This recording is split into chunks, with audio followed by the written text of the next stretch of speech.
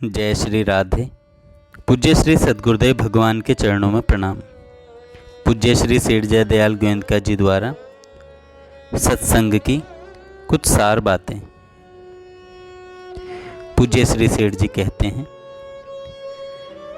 सत्पुरुषों के द्वारा जितने समय तक भगवत विषयक वार्ता सुनी जाए उसी का नाम साधारण पुरुषों के लिए सत्संग है, परंतु परम श्रद्धालु पुरुषों के लिए उन सत्पुरुषों का दर्शन, भाषण, स्पर्श, चिंतन सभी सत्संग है, क्योंकि उनको पद पद पर शिक्षा मिलती रहती है।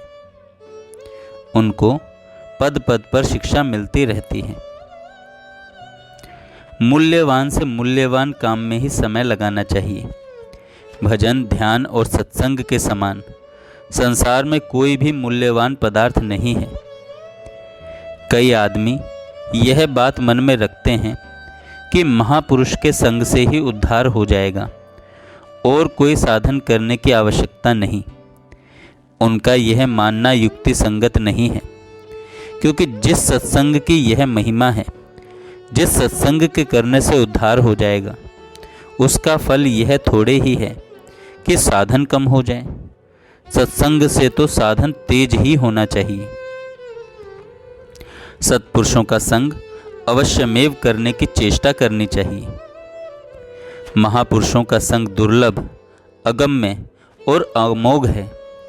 महापुरुषों का संग दुर्लभ, अगम्य और अमोघ है। इसलिए भगवत प्राप्ति के इच्छुक पुरुषों को उन सत्पुरुषों का संग अवश्यमेव करना चाहिए।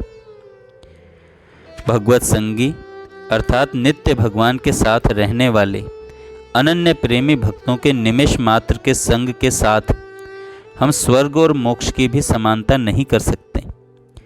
फिर मनुष्यों के इच्छित पदार्थों की तो बात ही क्या है।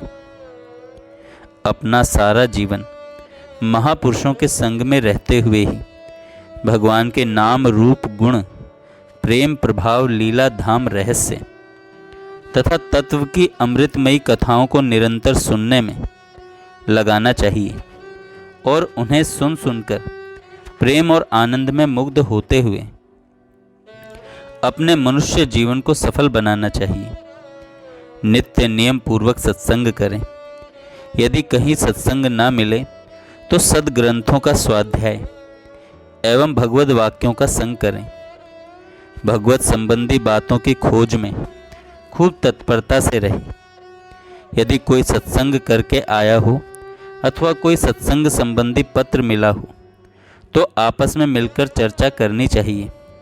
सत्संग की ही साधना करो, सत्संग की ही साधना करो। संत महापुरुषों का संग, सेवा और आज्ञा पालन करो। सत्संग में जितनी बातें बतलाई जाती हैं, यदि उनकी धारणा कर लें, उनका नियम सा कर लें तो अवश्य सुधार हो जाए। मनुष्य के जैसा जैसा संग होता है, उस संग के अनुसार ही उस पर वैसा वैसा प्रभाव पड़ता है। पारस से लोहा छुआ देने से लोहा सोना बन जाता है, यह बात सत्य है। किंतु बीच में यदि व्यवधान होता है तो वह सोना नहीं होता। इसी तरह महात्माओं के संग से रंग चढ़ता ही है। इसी तरह महात्माओं के संग से रंग चढ़ता ही है, किंतु यदि अविश्वास का व्यवधान होता है तो नहीं चढ़ता। जिसको पूर्ण विश्वास होता है उसके रंग चढ़ता ही है। अंतःकरण मलिन होने से सत्संग का रंग नहीं चढ़ता। मैला कपड़ा रंग में डूबने पर उसमें रंग अच्छा नहीं चढ़ता। साफ होता है तो रंग अच्छा चढ़ता है। कुसंग कभी नहीं करना चाहिए। जो पुरुष विषयी, पामर, दुराचारी, पापी या नास्तिक हैं, उनका संग कभी न करें और न उन्हें अपने पड़ोस में ही बसाएं। उनसे सर्वदा दूर रहें। वे प्लेग की बीमारी के समान हैं, इसलिए उनके आचरण और दुर्गुणों से घृणा करें, किंतु उनसे घृणा न करें। सत्संग न होने से विषयों का संग तो स्वाभाविक होता ही है, उससे मनुष्य का पतन हो जाता है और सत्संग से प्रत्यक्ष परम लाभ होता है। बिना सत्संग के न तो भजन, ध्यान, सेवा आदि का साधन होता है और न भगवान में अनन्य प्रेम ही हो सकता है। इसके बिना प्रभु की प्राप्ति होनी कठिन है। इसी से सत्संग की इतनी महिमा है। सत्पुरुषों का संग बड़े रहस्य और महत्व का विषय है। सत्संग के द्वारा भगवान के गुण, प्रभाव और प्रेम की बातों को सुनने से ही भगवान में श्रद्धा एवं प्रेम होता है। श्रद्धा और प्रेम पूर्वक सत्संग करने वाले ही सत्पुरुषों के संग के महत्व को कुछ जान पाते हैं।